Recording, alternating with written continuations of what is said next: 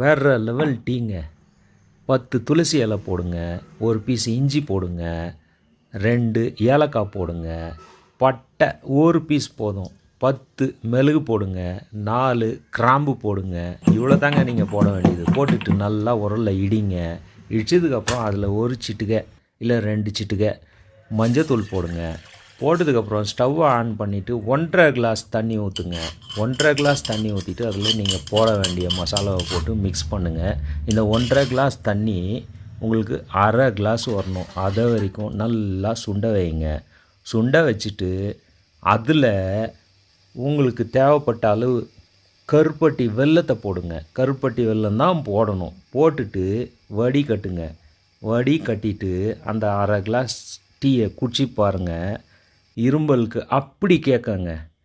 வேறு லெவலுங்க.